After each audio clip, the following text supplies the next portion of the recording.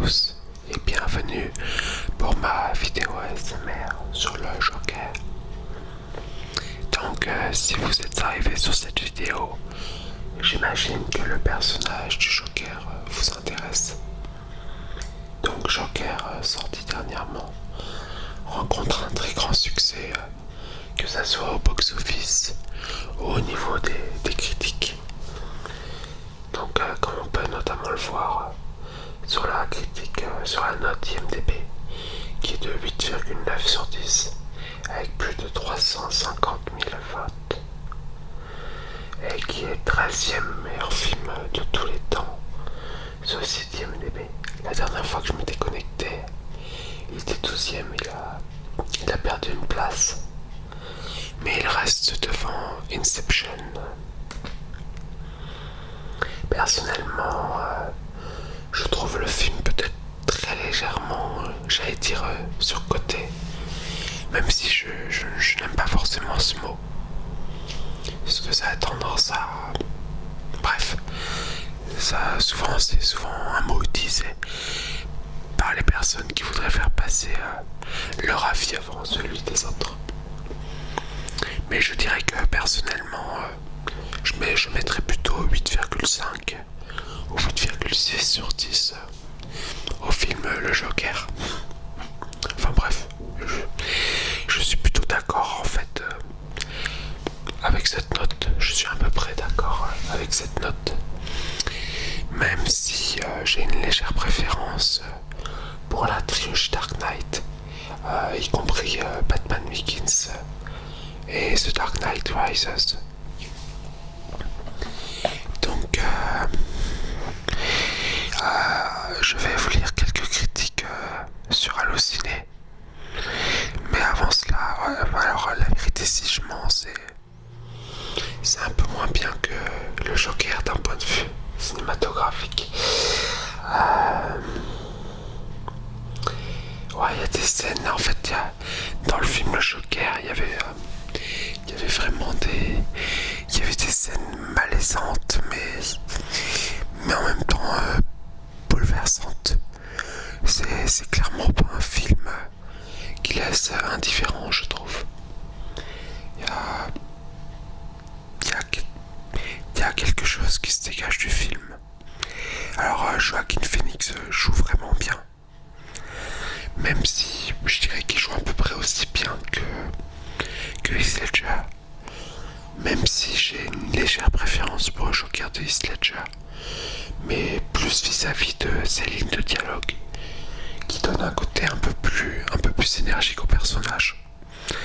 Mais à part ça, le Joker de Joaquin Phoenix est top malgré ça. Il y a des super décors, il y a vraiment une ambiance dans le film. Et en fait, je trouve que si on prend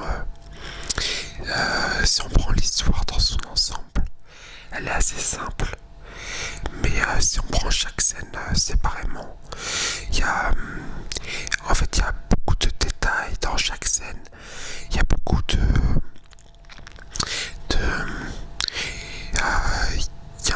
il y a beaucoup de mise en scène dans chaque scène. Je sais pas comment le dire correctement, mais en fait, on a globalement une histoire assez simple, mais avec beaucoup de soin apportés dans les détails. Et ça montre qu'on peut avoir une histoire globale simple, mais qui malgré tout donne quelque chose de génial, parce qu'il y a un souci du détail, et en même temps c'est rassurant, parce que sinon ça voudrait dire qu'on est obligé d'avoir des scénarios hyper complexes pour donner un film intéressant au final. Et là on peut avoir une histoire globalement simple, mais qui malgré tout donne un super résultat, parce que justement l'histoire n'est pas forcément aussi simple qu'elle n'y paraît. Il y a un parti pris dans le film qui m'a malgré tout un peu dérouté. C'est le point de vue adopté par le réalisateur. En fait, je me demandais si c'était voulu ou pas, mais j'ai vraiment l'impression qu'il n'y avait que le point de vue du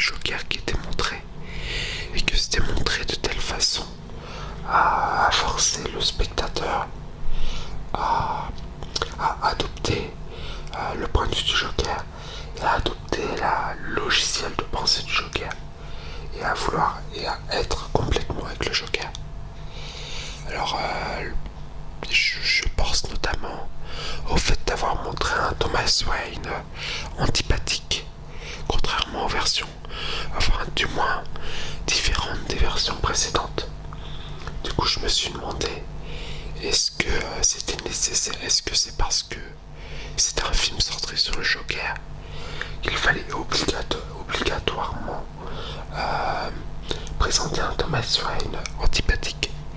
Est-ce qu'on pouvait pas justement présenter un Thomas Wayne normal, pas forcément aussi sympa que d'habitude, pas non plus forcément aussi antipathique, et malgré tout réussir à rendre le Joker émouvant?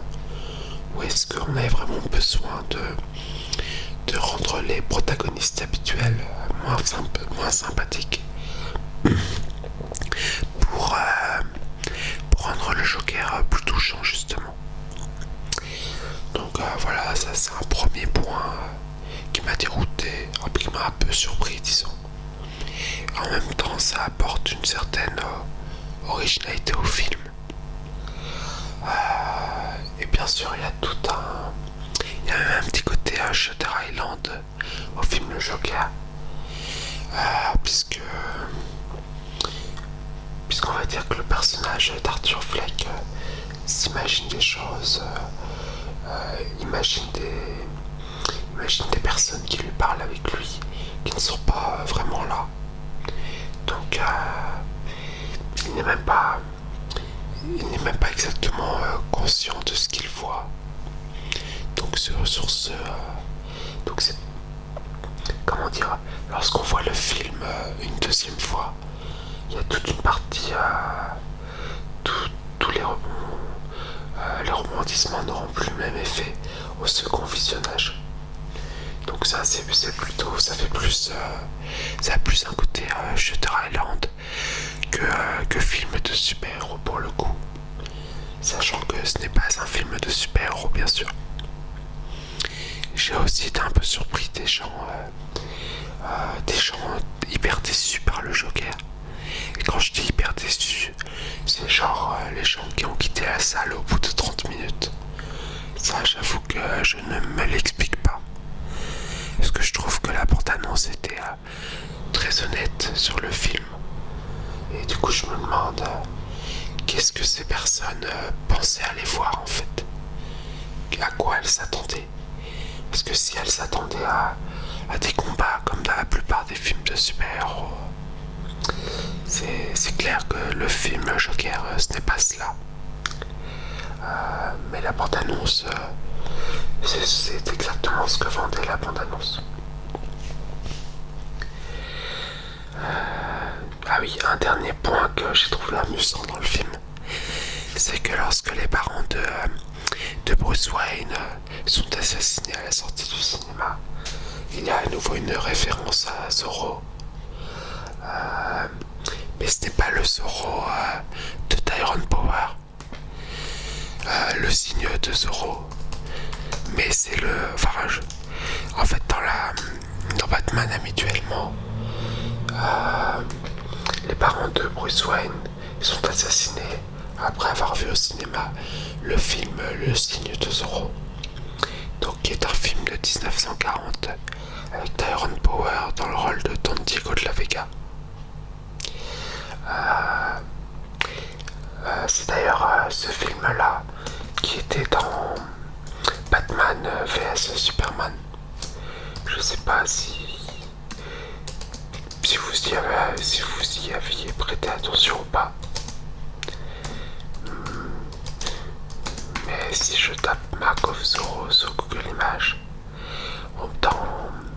dans Batman v Superman, on peut clairement voir un poster de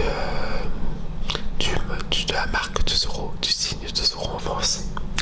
À ne pas confondre avec le masque de Zorro au début de Batman v Superman. C'est un détail que j'ai trouvé assez plaisant. Et du coup, dans Joker, pardon, j'ai la gorge un peu enrouée. Dans Joker, on peut voir que le film qui est au cinéma est Zorro The Cape Light, qui est bien un film sorti en 1981, à l'époque où se situe l'action du film Joker. Donc, est-ce que Thomas Wayne a vraiment emmené son fils voir Zorro The Cape Light, sachant que en français, le titre français du film, c'est La Grande Zorro. Donc, bref, ce n'est pas... Voilà. On peut dire que c'est un clin d'œil un peu humoristique que Todd Phillips a voulu insérer dans le film Joker. Donc pour aller sur les critiques presse du Joker, qui sont toutes très bonnes. Alors la critique de bande à part, voyez comme il danse, Joaquin Phoenix, fou, hagard et souple. La danse de mort du Joker, enfant inconsolé. Chorégraphie, un film malade insensé, un grand film.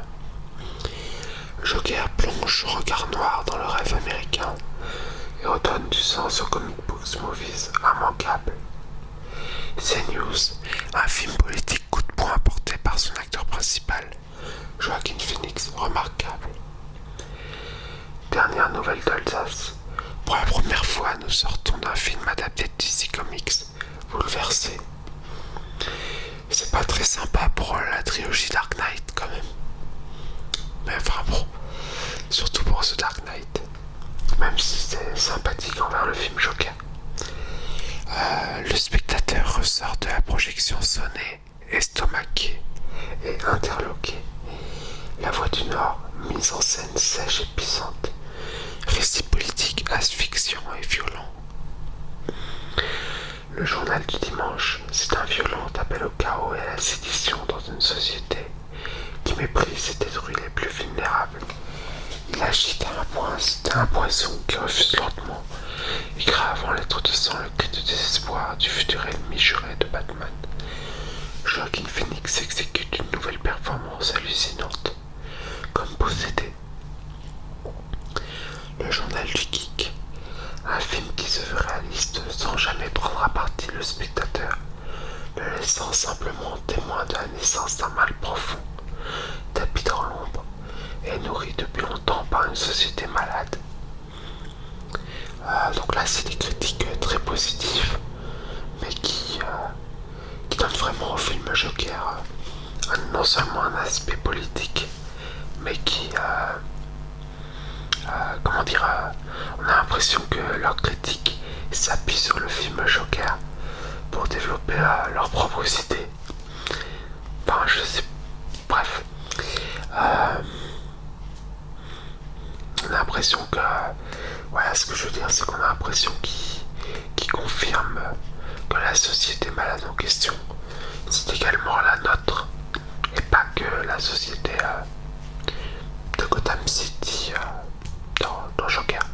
Et pourquoi pas. Grâce à une mise en scène étonnante et une performance ahurissante de Joaquin Phoenix, l'œuvre de Todd Phillips s'impose comme un long métrage unique. L'Express, le choc visuel passé, on cogite longtemps après la projection. Avec colère et avec méchanceté, Phillips et Phoenix disloquent et réinventent de toutes pièces le Joker, célèbre méchant de Batman, pour porter un coup fatal à l'ère Marvel Studios, en faisant l'inverse d'un film de comics ou de super-héros convenable, tout en singeant la mécanique héroïque.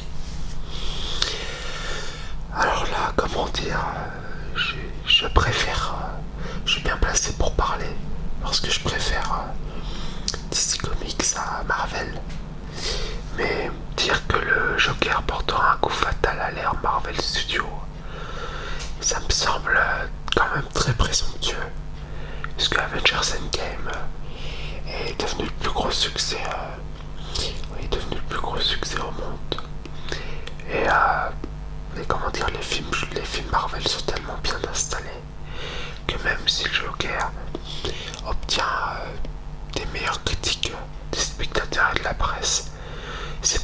c'est pas ça du tout qui va leur porter un coup fatal.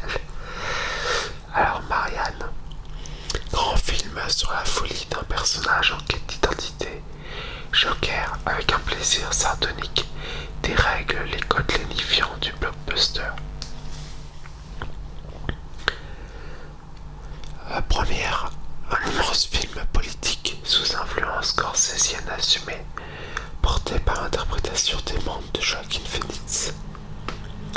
C'est assez marrant qu'il cite Scorsese, vu sa sortie les derniers jours sur les films de super-héros.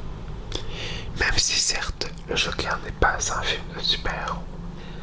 Télé loisir radical, prodigieux et viscéral, ce Joker fera tête à la mythologie du meilleur ennemi du Batman.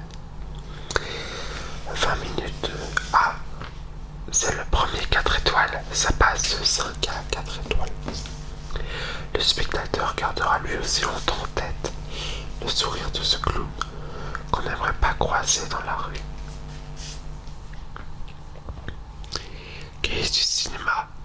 Joker est un soubresaut de Hollywood, ce cadavre fardé qui prouve quand il veut qu'il peut encore faire un peu de cinéma. Pourquoi les gens ont besoin de dire des choses comme ça en fait? De dire que Hollywood est en fin de vie ou je sais pas, ce cadavre fardé. À quel moment on parle d'Hollywood comme ça? Parce que si Hollywood c'est un cadavre fardé, je me demande bien où est le cinéma français quand même. Culture Box, France Télévisions. Très étonnant de voir Hollywood envoyer un message aussi subversif, sinon nihiliste, dans un film qui a priori surfe sur la vague des blockbusters de super-héros. La repas. D'ailleurs, c'est pas a priori, le film surfe malgré lui sur la vague de. Enfin, pas des blockbusters de super-héros, mais il surfe sur la vague de Batman. Parce que il a un budget largement inférieur au film Batman habituel, puisque son budget est de 55 millions. Mais il bénéficie bien sûr de la notoriété de Batman, qu'il le veuille ou non. Donc culturepoint.com, la rupture de ton que Philippe s'opère semble moins tenir de la posture que du cri de révolte, celui d'un homme exclusivement cantonné à un registre, qui aimerait enfin être pris au sérieux, quitte à lui dire très fort. Alors là, il met 4 étoiles, mais il n'explique pas. Bon, alors il y a la critique complète sur le site, certes. D'ailleurs, il y a pour les cahiers du cinéma, il n'y a pas marqué voir la critique complète. Est-ce que ça veut dire qu'il n'y a qu'une critique de 2 lignes? Alors qu'il y a des spectateurs qui sont pas payés pour ça, qui font des critiques de 60 lignes. Donc, ouais, il nous explique pas. Si j'étais indécis, ça me donnerait pas spécialement envie de voir le film. Il nous explique simplement que le réalisateur a changé de style. Malgré ses imperfections, Joker est un véritable séisme pour les films du genre. Un brûlot radical contre les médias, les élites politiques et la société, retournant le rêve américain en cauchemar brutal, sanglant et macabre. Un film puissant mené par Joaquin Phoenix, habité et monstrueux. Joaquin Phoenix délivre une performance hallucinante. Donc là on a la critique la plus courte qui soit, parce que c'est une critique qui tient en 6 mots. Et il n'y a même pas de lien pour voir la critique complète.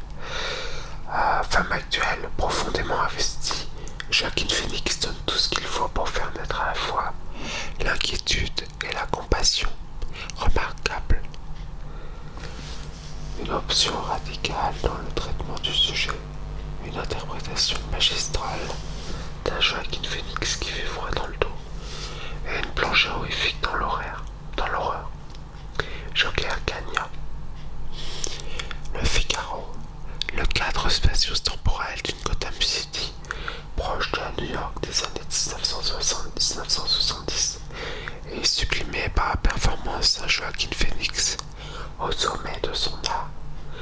et qui se place certainement parmi les candidats à l'Oscar. Ça c'est sûr. Le monde de Todd Phillips filme une version socio-poétique du personnage, incarné magistralement par Joaquin Phoenix. Le nouvel observateur, époustouflant, l'acteur en mal-être viscéral, passe par les différents états de la folie, avec une élégance kamikaze qui le distingue de ses illustres prédécesseurs, de Jack Nicholson à Heath Ledger. Alors, élégance kamikaze, c'est un concept un peu flou qui aurait peut-être mérité d'être un peu plus détaillé. Les fiches du cinéma seraient d'une perdition implacable, signé par l'inattendu Todd Phillips et dominé par un Joaquin Phoenix sensationnel. Les Inrecuptibles, très pensé, très dialectique, le film de Todd Phillips, Lion d'or à Venise cette année, porté par un Joaquin Phoenix à l'acmé de son génie, est un grand film, reflet désespéré des tensions politiques qui cartellent nos sociétés. L'humanité, pour une fois qu'on a un méchant de comic book, presque en chair et surtout en os, débarrassé des flonflons du cinéma de super-héros, ne le stoppons pas. Une œuvre forte et violente sur l'humiliation et l'impunité des puissants. Ouais, donc comment dire, en fait, il y a des gens qui pensent, il y a des gens qui ont émis l'hypothèse que le film faisait passer Thomas Wayne pour antipathique uniquement parce que c'est le point de vue du Joker qui était adopté et qu'il fallait pas forcément prendre ce point de vue pour argent comptant. Bah, apparemment, la critique de West France considère que c'est le point de vue du Joker est en quelque sorte correct, puisque le film, selon eux, dénoncerait l'impunité des puissants. D'ailleurs, oui, même si c'est relativement curieux, puisque le grief entre le Joker et Thomas Wayne, ça n'a pas à 100% un rapport avec le fait que Thomas Wayne soit impuissant en deux mots, mais plutôt plus ou moins à cause d'une histoire personnelle plutôt. Paris Match, la superbité consiste à faire de Joker un clown maboule pour enfants malades, un aspirant comique raté qui va basculer du côté obscur et devenir le symbole des humiliés de tous bords. En qualité de divertissement provoquant, Joker est en tout cas incroyable. Télérama est-il besoin de préciser que Joker doit beaucoup à la performance impressionnante de Joaquin Phoenix. Ce n'est pas uniquement l'expressivité de son visage, masqué ou non qui bluffe, mais tout son corps, amaigri de 23 kilos, que l'on voit se métamorphoser. Voici un drame qui confirme le talent de Joaquin Phoenix. Le point, c'est le premier 3 étoiles. Tout est bien en place, la photo, la mise en scène, le jeu de Phoenix. Mais l'ensemble ne transcende jamais la somme des parties, parce qu'il semble justement nous crier trop ostensiblement sa singularité au pays des super-héros. Bon, là, j'ai pas trop compris pourquoi il met 3 étoiles. Pourquoi il met pas 4 étoiles ou 2 étoiles. Enfin, y a rien qui justifie la note là. Il nous dit juste que le film veut trop se distinguer des films de super-héros. Mais en soi, ça justifie pas forcément le 3 étoiles, je trouve. Marie-Claire, Joker est un film prenant mais déstabilisant, dont la morale est confuse, mélangeant maladroitement maladie mentale, lutte des classes, quête de vengeance et débat sur l'horaire. Voilà, là je trouve que ça sent un peu la critique qui pénalise le film à cause de la supposée idéologie du film, sur laquelle je m'interrogeais moi-même tout à l'heure. Mais je trouve pas que l'idéologie du film soit une raison pour le pénaliser dans la note comme ça. Enfin, même si ça reste 3 étoiles après tout. sud-ouest. La mise en scène, tout en effet de manche et performances spectaculaires, comme les aime Hollywood, n'en finit pas d'orchestrer cette symphonie en hypertrophie majeure. Cela peut plaire, la preuve, Joker a reçu le Lion d'Or à la Mostra de Venise. Donc dès 7 jours, alors je vais lire un peu les critiques. Il y a 2 critiques Télérama a priori. Quand tantôt aphasique, tantôt éloquente selon les besoins des scénaristes, la créature sonne terriblement faux. Ok. Donc cette critique, ça semble un peu léger pour mettre une étoile. Quand même, on a le droit de pas avoir hyper apprécié le film, mais bon. Quand on voit la performance de Joaquin Phoenix, les décors, l'ambiance, c'est une étoile, c'est quand même c'est chaud quand même. La croix, séquence pénible, filmée sans autre justification que le bon plaisir du cinéaste et de son acteur. Sur sa lancée, il aligne des scènes répugnantes. Voilà, c'est quelqu'un qui n'a pas aimé le style du film, mais bon, ouais, c'est bon. Alors, j'ai plus beaucoup d'espace mémoire sur ma caméra, sur la carte mémoire de ma caméra. Donc, je vous dis à bientôt pour une prochaine vidéo. Et j'aimerais bien avoir un maximum de commentaires sur ce que vous pensez vous-même du film. Avec, si vous pouvez écrire votre propre critique dans les commentaires. Ou alors avec quelle critique êtes-vous le plus d'accord. Enfin, j'attends vos commentaires avec impatience. Bye bye, bye bye, bye bye.